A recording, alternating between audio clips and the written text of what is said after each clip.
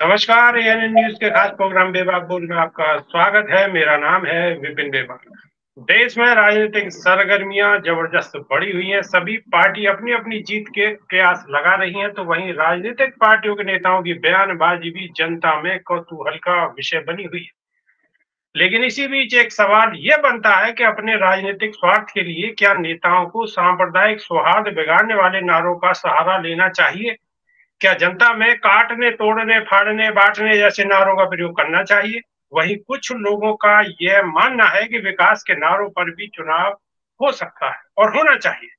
तरक्की के नारों पर चुनाव होना चाहिए, आपसी भाईचारे के नारों पर चुनाव होना चाहिए, लेकिन सब कुछ उल्टा पुल्टा हो रहा है। इन्हीं सभी विषयों पर चर्चा के लिए हमारे बीच मौजूद है भारतीय जनता पार्टी से एहसान खान साहब, कांग्रेस से महराज वली साहब और सिलम बस्तियों के बीच रहने वाले सोशल एक्टिविस्ट डॉक्टर फूलचंद।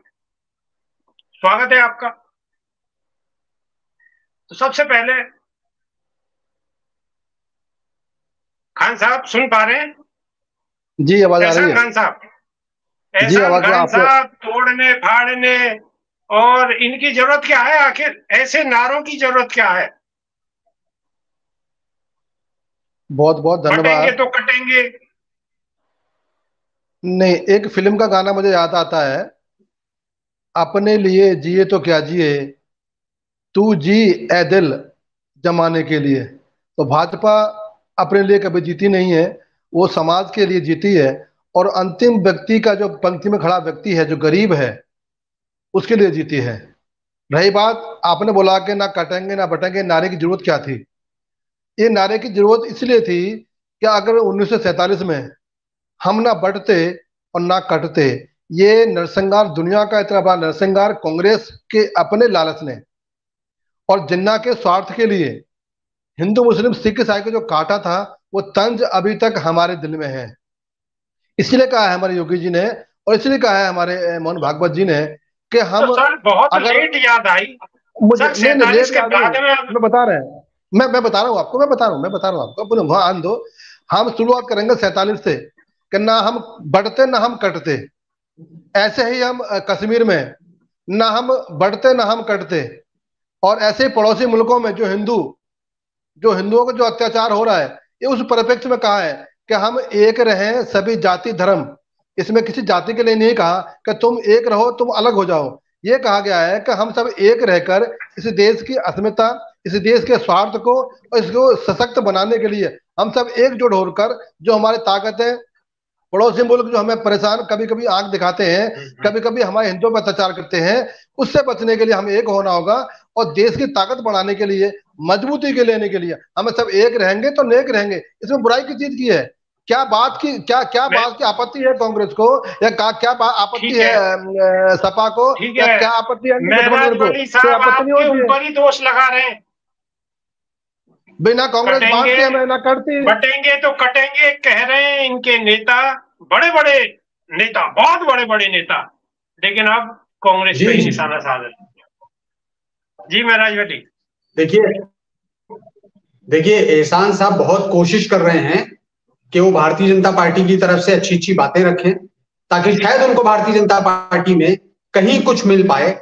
लेकिन वो जिस पार्टी में है, बदकिस्मती से उनको कुछ नहीं मिलने वाला है, वो चाहे जितना जोर लगा लें, क्योंकि उनके नेता वो जिस पार्टी में है, इन्हीं की कौम को हिकारत भरी नजरों से देखते हैं। रही बात, एहसान साहब ने भी तमाम भाजपा के प्रवक्ताओं की तरह शुरुआत करी 1947 और नेहरू और जिन्ना से। देखिए ये 2024 में जी नहीं रहे हैं। ये 2024 में भी अगर कोई चुनाव लड़ते हैं तो 1947 की बात करते हैं और नेहरू और जिन्ना की बात करते हैं। अभी भी ये वहीं पर इटके हुए हैं पिछले 10 सालों से। आज भारतीय जनता पार्टी के केंद्र में 10 सालों से सरकार है, उत्तर प्रदेश में है, उसके बाद भी ये इस तरह के नारों को अपना रहे हैं, इनको देना पड़ रहे हैं। उसका सिर्फ एक वजह है, आपने 2024 के लोकसभा चुनाव के परिणाम देखे, भारतीय जनता पार्टी पूरी तरह से बौखला गई है। भारतीय जनता पार्टी और आरएसएस ने मिलकर बाकायदा ऑफिशियली तौर पर ये एक प्लान बनाया है कि योगी आदित्यनाथ का जो हिंदूवादी चेहरा और जो उनकी राजनीति है सांप्रदायिकता की, उसी को आगे बढ़ाया जाएगा, क्योंकि उसके अलावा भारतीय जनता पार्टी किन्हीं मुद्दों पर चुनाव लड़ ही नहीं सकती। इनके अंदर वो ताकत, वो कुव्वत है ही नहीं।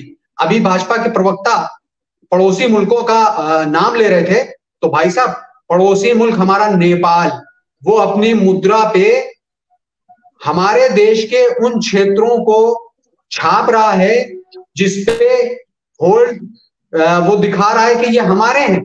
नेपाल आपको आग दिखा रहा है और हमारी 56 इंच की झूठी जबान वाला प्रधानमंत्री आज तक नेपाल को आंख नहीं दिखा पाया। चाइना तो छोड़ दीजिए, नेपाल ये दौर आ गया है। बटोगे कटोगे का ये जो नारा दिया है जी, एहसान खान साहब जी, अभी हमारे मित्र ने कहा कि हमें क्या मिलने वाला है, इन्हें कुछ नहीं मिलेगा, ये केवल चाटुकारिता करते हैं। ये असभ्य बातें हैं, शायद अच्छे इंसान के मुंह से नहीं लगती है। मुझे क्या मिलेगा क्या नहीं मिलेगा ये मेरा उद्देश्य नहीं है। हमारा, मैंने कहा ना, एक हम जो कहते हैं स्वयं सेवक, मतलब हम स्वयं से सेवा करने के लिए आए हैं, हम जनता की सेवा करने आए हैं, हमारा लाभ पाने का नहीं है। यही फर्क तो कांग्रेस में हमारे में है। कांग्रेस अपने लिए जीती है और हम जीते हैं जमाने के लिए, हम जीते हैं देश के लिए, कांग्रेस जीते है परिवार के लिए। ये फर्क हमारे में है, यही फर्क हमें अलग करता है। और हम कभी अपने लिए जिएंगे नहीं, हम देश के लिए, देश के समाज के लिए, सभी वर्ग के लिए, सभी धर्म के लिए, सभी जाति के लिए, सभी जनमानस के लिए जीते हैं। यही फर्क हमारे में है। और यही बात प्रधानमंत्री मोदी जी कह रहे थे कि बेटियों को ले जाएंगे। कौन सी बेटियों को ले जाएंगे सर? लूट के ले जाएंगे, लूट के ले जाएंगे, संपत्ति लूट लेंगे। मुझे बोलने दो, मैं आ रहा हूँ। संपत्ति लूट लेंगे, बेटियां लूट लेंगे। मैं आ रहा हूँ, बोलने दो। झारखंड की चुनावी सभा में कहा उन्होंने, झारखंड की चुनावी सभा में कहा उन्होंने। मुझे बोलने दो सर, मैं आपको जवाब दे रहा हूँ ना, मुझे बोलने दो, मुझे अवसर दो बोलने का। हाँ, अब इन्होंने कहा है कि ये 47 में जाते हैं, हम जाएंगे 47 में, हम जाएंगे 84 में भी, हम जाएंगे 1990 में भी। इन 70 वर्षों में आपने काटने का काम किया है, आपने काटने का काम किया है। 10 वर्षों में जो मोदी सरकार के हैं उसमें कौन सी चीज काटी है? वो भी आपका शासनकाल था, वो भी आपका शासनकाल था। कांग्रेस थी राष्ट्र में, देश में कांग्रेस थी, और कांग्रेस की लगाई आग को। और रही बात आप कह रहे हैं हमें नेपाल आग दिखा रहा है, अरे चाइना जो आपने बीज बोए थे, जो आपने फसल, गंदी फसल बोई थी, आज चाइना से हमने काटी है। चाइना पीछे क्या है?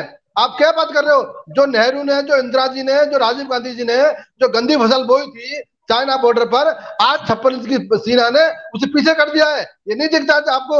सर वैसे बहुत लंबा समय लग गया फसल काटने में सर। झूठी जबान सर, 70 वर्ष की फसल को क्या एकदम कटेगी क्या?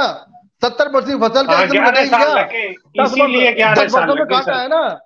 हाँ, तो अभी हमें और समय लगेगा। जो जंजाल बोया है कांग्रेस ने देश में, उस काटने के लिए समय लगेगा।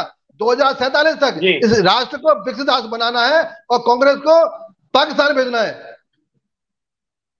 कांग्रेस को कहां भेजना है सर? कांग्रेस को पाकिस्तान भेजना है, क्योंकि पाकिस्तानी प्रेम उनके पास है ना। अभी उमर अब्दुल्ला ने अभी क्या कहा है? पाकिस्तान से बात करनी होगी, पाकिस्तान की बात करनी होगी, पाकिस्तान से बात करनी होगी। महराज वली साहब के पास जाना पड़ेगा, महराज वली साहब के पास जाना पड़ेगा। आपको तो पाकिस्तान भेज रहे हैं 47 में, महराज वली साहब। ये तो इनके तमाम, देखिए ये इनके जो इनको ट्रेनिंग दी जाती है भाजपा में। मुझे पहली बात तो इन्होंने झूठ से ही शुरुआत करी। इन्होंने कहा कि मैंने इनको चटुकार कहा, मैंने ऐसे शब्द का प्रयोग नहीं करा। इन्होंने इस देश की सबसे पुरानी पार्टी को पाकिस्तान भेजने की बात कही है। देखिए, आप या आपके नेताओं की हैसियत नहीं है कि कांग्रेस को आप पाकिस्तान भेज पाए या पाकिस्तान को खत्म कर पाए। अभी इन्होंने जिस तरह से, जिस भाषा का प्रयोग, इस देश की सबसे पुरानी पार्टी और उस देश को इतने प्रधानमंत्री देने वाली, न जाने कितने मुख्यमंत्री देने वाली, न जाने पाकिस्तान चली गई, मुस्लिम लीग पाकिस्तान चली गई, बात खत्म हो गई। मुस्लिम लीग पाकिस्तान जानी थी, पाकिस्तान चली गई, बात खत्म हो गई। मुस्लिम लीग से कांग्रेस पाकिस्तान को जाएगी। इनका पाकिस्तानी प्रेम है, इनका जो पाकिस्तानी प्रेम है, अभी फारूक अब्दुल्ला ने क्या कहा है कि हमें पाकिस्तान से बात करनी पड़ेगी, उस गठबंधन में है, तो जो पाकिस्तानी प्रेम है इनका है तो वहां जाना पड़ेगा ना बात करने के इनको, हम तो जाएंगे तो नहीं। ऐसे तो सर प्रधानमंत्री भी बिरयानी खाने चले गए थे। नहीं, कोई बिरयानी खाने नहीं गया, कोई बिरयानी खाने नहीं गया। पाकिस्तानी प्रेम तो केवल कांग्रेस बिना में बताए अब्दुल्ला में है, जिनके साथ बैठे हुए हैं। चलिए मेराज पाव वाली साहब, छुए थे, पाव। प्रधानमंत्री क्यों गए थे सर, बताएं जरा, याद दिलवाएं। मेराज वाली दिलवाएं, याद दिलवाएं, बताएं। मैं बता रहा हूं विपिन जी, जी विपिन जी, प्रधानमंत्री प्रधानमंत्री इस देश को बिना बताए पाकिस्तान पहुंच गए और वहां उस देश के प्रधानमंत्री की माता जी के लिए गिफ्ट भी ले गए थे और उनके पांव भी छुए थे और इस देश को खबर भी नहीं लगी थी, वो बाद में पता चला है। ये पाकिस्तान प्रेम का जो ढोंग ये लोग बता रहे हैं। और आपको वो याद है जिन्ना की मजार पे इनके एक बहुत बड़े नेता लालकृष्ण आडवाणी, उनकी वाकया याद होगा आपको, किसके किससे संबंध है। सवाल यह है कि भारतीय जनता पार्टी, पंडित नेहरू, जिन्ना, पाकिस्तान, मुसलमान, इन 4 शब्दों के अलावा 5वां शब्द अपनी डिक्शनरी में कब जोड़ेंगे, जिसका नाम है विकास, जिसका नाम है बेरोजगारी, जिसका नाम है महिला सुरक्षा, जिसका नाम है जातिगत जनगणना, जिसका नाम है इस देश की समृद्धता को आगे बढ़ाना। ये शब्द कब जोड़ पाएंगे? जी खान साहब। हाँ विपिन जी, मैं क्यों कह रहा हूँ कि पाकिस्तान प्रेम, मैं क्यों कह रहा हूँ कि जब पाकिस्तान का युद्ध हुआ था हिंदुस्तान से, तो कितने सेना के फौजी पकड़े थे इंदिरा गांधी ने और क्यों छोड़े थे? पीओके क्यों छोड़ दिया, क्यों नहीं लिया? बांग्लादेश क्यों बना दिया? हमारा जो हक था वो हमारा क्यों नहीं लिया? ले लेते सर, 10 साल 10 वर्ष हो गए, आप ले लेते। हम तो लेंगे, हम तो पीओ को लेंगे, हमारा वादा है पीओ को लेने का। मैं एक बात कह रहा हूँ कि जो पाकिस्तान प्रेम है कांग्रेस का, मैं बता रहा हूँ जो पाकिस्तानी प्रेम है कांग्रेस का, वो जग जाहिर है, वो दुनिया ने देखा है, देश ने देखा है। ये छोड़ते इस बात को, अब आ जाओ ये कह रहे थे कि इनको 4 बात याद है, पाकिस्तान, बांग्लादेश और नहीं, हमें तो वो बात याद है कि जो गरीब हमारी बहन बेटियों के ऊपर शौचालय नहीं था, क्या कहाँ थी कांग्रेस? शौचालय क्यों नहीं दिए? किसान सम्मान निधि क्यों नहीं दी? आयुष्मान क्यों नहीं बनाए? और जनधन खाते क्यों नहीं खोले गए? कहाँ थे 70 कांग्रेस? ठेली पटरी वालों को विश्वकर्मा योजना के माध्यम से क्यों नहीं मजबूत कराया गया? क्यों नहीं हमारे किसानों को मजबूत कराया गया? क्यों नहीं बिजली 12 घंटे 18 घंटे आती थी कि वो 2 घंटे आती थी कांग्रेस के जमाने में? आज बिजली किसानों को 12 घंटे 18 घंटे आ रही है, ये समझ नहीं आ रही है इनको। आज रोडों का जाल बचा हुआ है, एयरपोर्टों का जाल बचा हुआ है, मेडिकल खोले जा रहे हैं। और सबसे अच्छा है कि आज मेरा किसान सशक्त समृद्ध हो रहा है। ये किसानों को झूठ पालकर किसानों को झूठ पालकर बैठाते हैं और दिल्ली में धरना देते हैं, लेकिन तब भी कांग्रेस हारती है हरियाणा में और उत्तर प्रदेश में 9 सीटों पे 1 सीट नहीं जीत रही है। एक सेकंड सर, आपने कहा दिल्ली में धरना देते हैं, तो ये बात दोबारा रिपीट करिए सर। कांग्रेस किसानों को गुमराह कर अपने पर्दे के पीछे किसानों को 2 साल बैठा दिए और फिर हरियाणा में हार दिए। अगर कांग्रेस गुमराह कर रही थी किसानों को, तो प्रधानमंत्री ने आकर क्यों माफी मांगी? किसान हमारे अन्नदाता है। 3 कृषि कानून क्यों वापस लिए? किसान हमारे अन्नदाता है, हम उनका हित चाहते थे, परंतु कुछ बिचौलिए गुमराह कर 2 साल तक बंधक बनाया दिल्ली को। इसीलिए देश के खातिर, अपने किसानों के खातिर जो बेचारे, एक तरफ आप बंधक बनाने की बात करते हैं, एक तरफ आप कांग्रेस पे निशाना साध रहे हैं, और एक तरफ आपके ही प्रधानमंत्री यानी हम सबके प्रधानमंत्री आकर खुद किसानों के सामने अपनी जो कानून उन्होंने बनाए थे उन कानूनों को वापस लेते। अपने किसानों के लिए हम कुछ भी कर सकते हैं। हमने अपने देश के किसानों को से उन्होंने जो बिचौलिए थे उनके बैठे थे, हमने बिल वापस लिए, लेकिन हमने एमएसपी भी दे रहे हैं और किसानों को समृद्ध सशक्त बना रहे हैं, उनको सम्मान निधि भी दे रहे हैं, उनको बिजली भी दे रहे हैं। मुझे एक चीज बता दें, मुझे एक मिनट दो, मुझे कांग्रेस के प्रवक्ता बताते हैं कि 10 वर्षों में 70 वर्षों में किसान सम्मान निधि, शौचालय दिए, आयुष्मान कार्ड दिए, उज्ज्वला गैस योजना दी और किसानों को बीमा कराया। ये मुझे बता दो कि कम से कम एक चीज तो बता दे, आज हमारी गिनती गिरा रहे हैं, आप अपनी गिनती गिराओ कि आपने क्या दिया देश को, क्या दिया गरीबों को। केवल केवल आपने बांट रहे और काट रहे काम किया है, और जाते हो बांटते हैं आप हिंदुओं को तो बांटते हो, मुसलमानों को जाति कभी बांटी आपने? कभी नहीं पूछा आपने कि मुसलमानों को कितनी जाति है। आप हिंदू काटते हो और मुसलमान उड़ाते हो, ये तुम्हारा चरित्र है, तुम्हारा चेहरा है, जो देश देख रहा है। आज तुम जीरो पे खड़े हो, दिशाहीन हो, और आपके जो है नेता है जो राहुल गांधी जी कैसे कह सकते हैं आप? जीरो पे कहाँ खड़ी है कांग्रेस? जीरो पे, उत्तर प्रदेश में जीरो पे है ना, 9 सीट पे लड़ रहे हैं सर, 9 सीट में 1 सीट नहीं मिली इनको। इनकी हैसियत दिखा दी सपा ने हैसियत दिखा दी इनको कि 9 सीट में से 1 सीट भी नहीं दी इनको। कितनी शर्म की बात है और कितनी बुरी बात है। एक छोटी पार्टी ने, स्थानीय पार्टी ने एक राष्ट्रीय पार्टी को एक सीट ना देकर उसके मुंह पर तमाचा मारा है। आप भी राष्ट्रीय पार्टी मानते हैं ना? आप खुद कह रहे हैं राष्ट्रीय पार्टी मानते हैं, तो उनका गठबंधन है। अगर उन्होंने दी नहीं दी, ये उनका गठबंधन है सर। ना गठबंधन कैसे कहते हैं? गठबंधन मतलब दोनों को समानता और जो हक है वो मिलना चाहिए। अब गठबंधन क्या है ये भी आप बीजेपी से सीखना पड़ेगा सर। गठबंधन को, इंडिया गठबंधन को नहीं, हमसे इनको काम सीखना पड़ेगा। कैसे सम्मान देते हैं, कैसे शौचालय देते हैं, कैसे माँ को, बूढ़ी माँ को छत देते हैं, मकान देते हैं, ये सीखना पड़ेगा इनको। ठीक है, महराज वाली बोलना चाह रहे हैं, बोलिए महराज वाली। विपिन जी, एहसान भाई को थोड़ा पानी पिलाइए, कहिए कि थोड़ा सा ब्लड प्रेशर की दवा भी खा लें वरना तबीयत खराब हो जाएगी।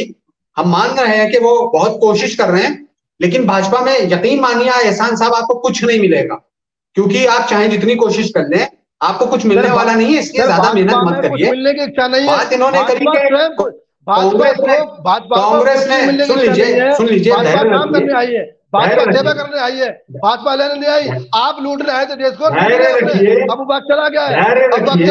उत्तर प्रदेश में आपका एक भी सीट नहीं लड़ रहे हो, आपका एक प्रत्याशी भी नहीं है। ये आपकी हैसियत है, ये आपकी सपा ने, ये आपकी हैसियत दिखाई।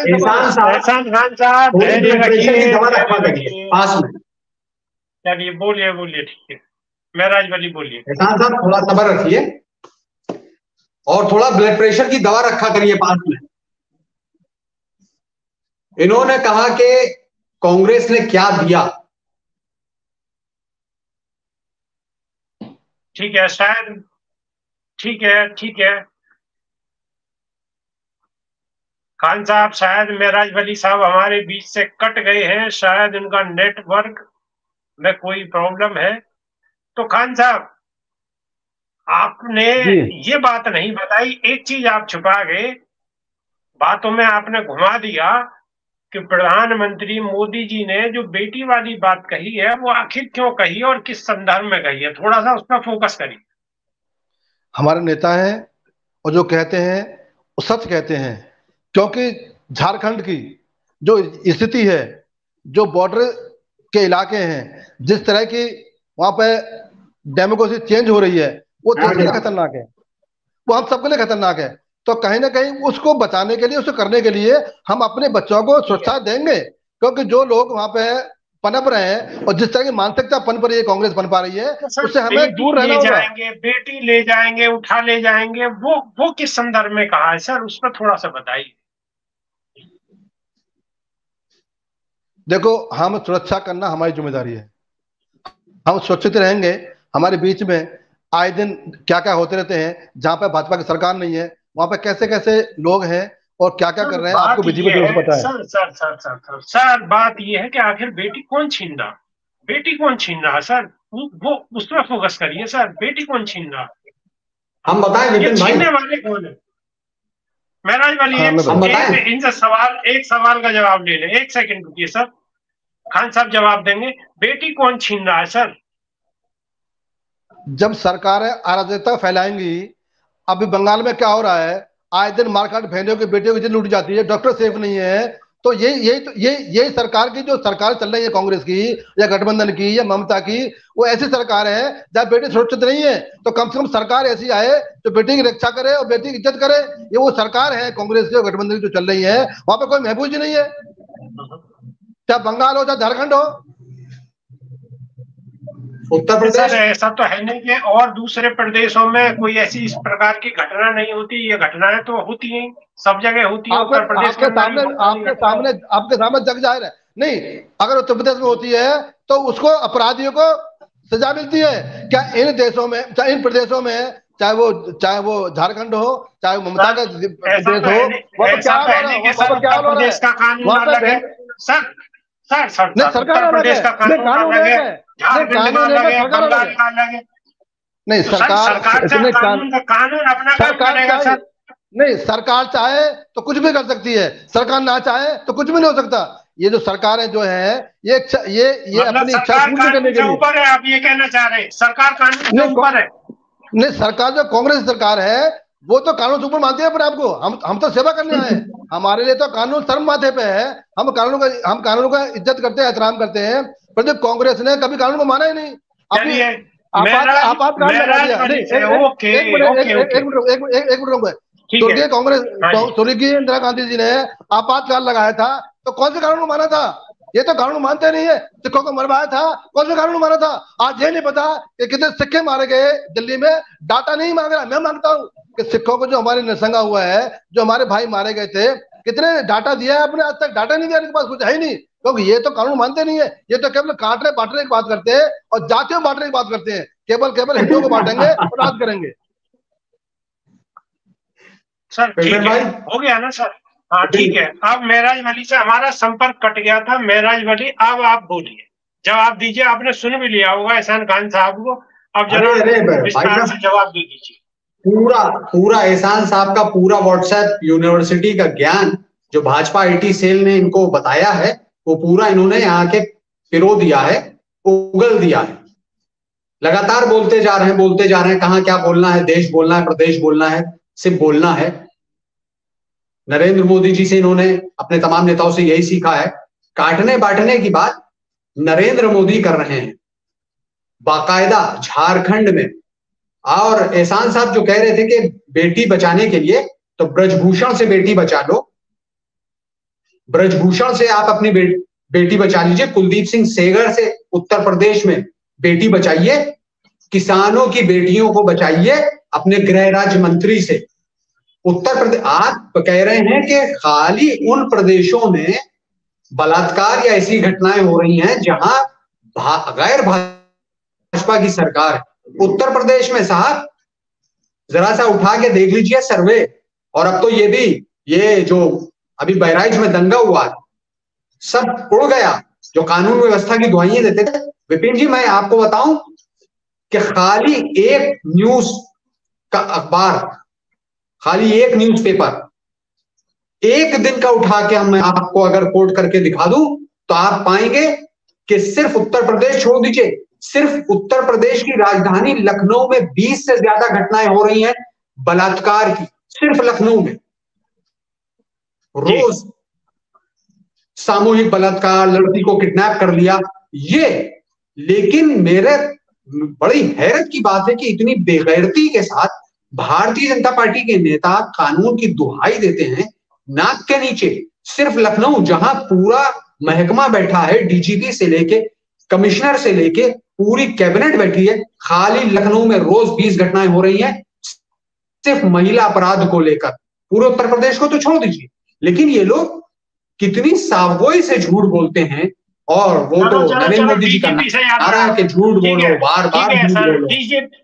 डीजीपी से याद आया कि अब तो डीजीपी भी योगी जी का होगा। बिल्कुल, आपने ठीक कहा है।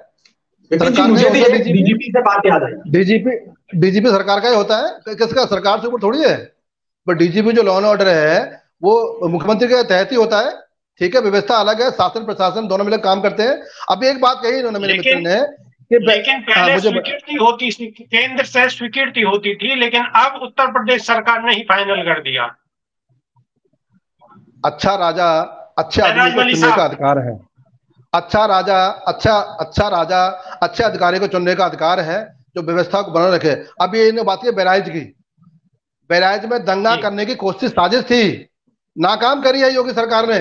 अगर ये सरकार कोई और होती तो उत्तर प्रदेश जल गया होता। मात्र 2-3 दिन के अंदर उस व्यवस्था को ध्वस्त कर कर और वो शांति बहाल कर कर और अपराधियों को जेल भेजने का कार्य किया है।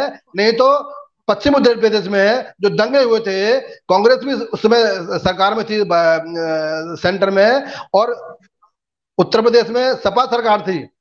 वहां पर डांस देख रहे थे सैफई में उत्तर प्रदेश के लोग और सपा के लोग, और यहाँ पश्चिम उत्तर प्रदेश जल रहा था। महीने भर तक लोग डांस देखते रहे और कितने हिंदू मुस्लिम मारे गए। ये वो शासनकाल है कांग्रेस का। अगर हमारे प्रदेश में कोई घटना होती है तो उस पर लगाम लगाई जाती है और अपराधियों को सजा दी जाती है।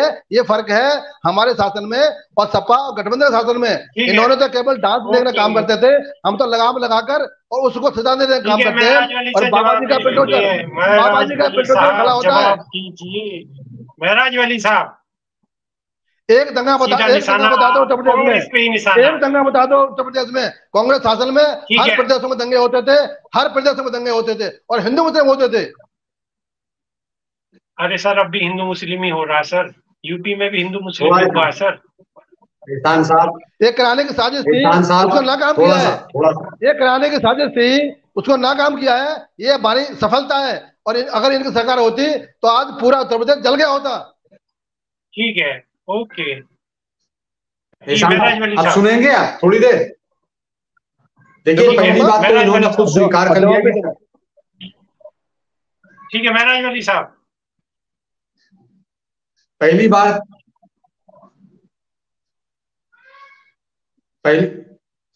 बात तो इन्होंने खुद स्वीकार कर लिया कि साजिश थी। इनको ये कबूल करना ही पड़ता, क्योंकि खुद इनके लोकल क्षेत्रीय विधायक ने भाजपा के ही 8 नेताओं पर एफआईआर करवाई और ये कहा कि डीएम की मौजूदगी में मेरे और मेरे बेटे की हत्या करने की कोशिश की गई। भाजपा के नेताओं के ही खिलाफ एफआईआर हुई है और एक स्टिंग ऑपरेशन हुआ है, एक पत्रकार ने किया है। उसमें वो चंद लड़के हाथ में बारूद ये बता रहे हैं कि पुलिस से तो डील हो गई थी, हमारे ही कुछ साथियों ने दगा कर दिया, वरना आधे घंटे में महाराजगंज खत्म कर देते। ये साजिश हुई है, ये सच है। और ये साजिश किसी और ने नहीं, भारतीय जनता पार्टी ने ही करी थी। और यकीन मानिए कि इसमें सिर्फ ठीक है, शायद कनेक्शन कट चुका है।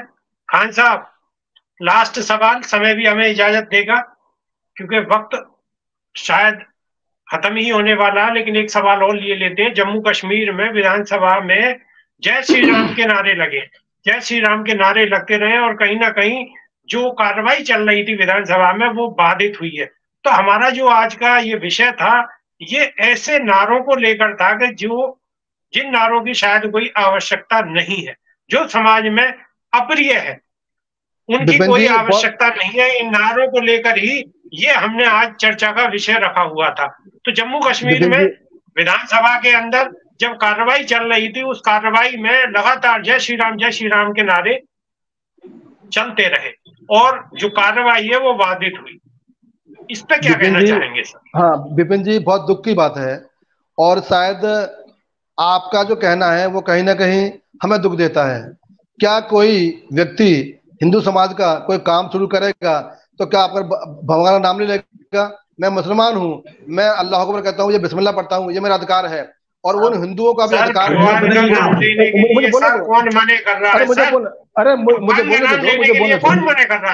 क्या श्री राम से इतनी नफरत है इस देश के लोगों को कि उसका नाम लेने से कहते हैं कि आतंक फैलता है, उसके नाम लेने से कहते हैं कि विद्रोह फैलता है?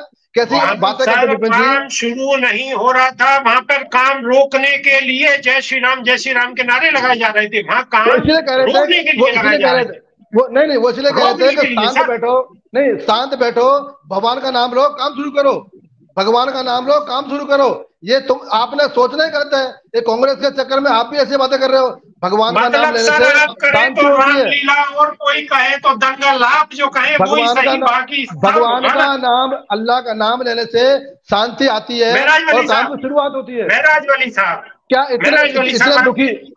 एहसान साहब थोड़ा सुनिए, एहसान साहब से पूछिए कि अभी ये जो धार्मिक आजादी की बात कर रहे थे, क्या इनको धार्मिक आजादी है? ये चैलेंज के साथ कह रहा हूं, भारतीय जनता पार्टी के कार्यालय में नारे तकबीर अल्लाह अकबर का नारा लगा सकते हैं? है इनमें हिम्मत? ये जाके लगा सकते हैं? धार्मिक आजादी होना चाहिए। ये आप बताइए ना, आपको है आजादी? आप अपने कार्यालय में नमाज पढ़ सकते हैं जाके? आपकी हिम्मत है? आपकी मॉब लिंचिंग कर दी जाएगी आपके कार्यालय में, कत्ल कर दिया जाएगा आपके कार्यालय में, भाजपा के कार्यालय में। आप किस आजादी की बात कर रहे हैं? और विपिन जी जो बात कह रहे हैं ना, वो आप जरा समझिए। आप कह रहे हैं कि कोई नेक काम शुरू करने से पहले क्या भगवान का नाम लेना मना है? आप नेक काम नहीं, आप वहां कार्रवाई रोकने के लिए जय श्री राम के नारे लगा रहे थे। आप उसको जो है बीच में दखल अंदाजी कर रहे हैं। हमें इजाजत नहीं दे रहा सर, वक्त अब हमें इजाजत नहीं दे रहा, लेकिन जाते जाते सिर्फ यही बात हम रखना चाहेंगे कि अगर विकास के नारों की बात हो तो बेहतर है, तरक्की के नारों की बात हो तो बेहतर है, शिक्षा के नारों की बात हो तो बेहतर है। राम की बात ना हो, राम की बात ना हो, मतलब राम की बात ना हो, राम की बात ना हो, केवल लूटने की बात हो, केवल जो सत्ता में बैठी पार्टी है वो कुछ भी करते रहे, राम की बात ना हो, राम का नाम ले। कौन से विडंबना है देश की? आपकी आप सर सत्ता में है, कश्मीर में हम विपक्ष में है, आपको देखना है, विपक्ष में है, कश्मीर में हम विपक्ष में है, हम सरकार में नहीं है, हम कश्मीर विपक्ष में है। और रही बात अभी कहा इन्होंने कि हम कार्यालय नमाज भैया होती है मस्जिदों में, कार्यालयों में नहीं होती। यही तो गलतफहमी है आपकी। पूजा पद्धति मंदिर में और नमाज होती है मस्जिद में। हम क्यों पढ़े वहां जाकर? हम क्यों लगाए? हम क्यों लगाए? धार्मिक नारे पार्टियों के लिए नहीं है, वो धर्म के लिए, अपने अपने समाज के लिए। सर ये जय श्री राम का नारा नहीं है ये। चलिए ठीक है सर, ठीक है, वक्त हमें इजाजत नहीं देता। बहुत बहुत शुक्रिया, धन्यवाद, नमस्कार।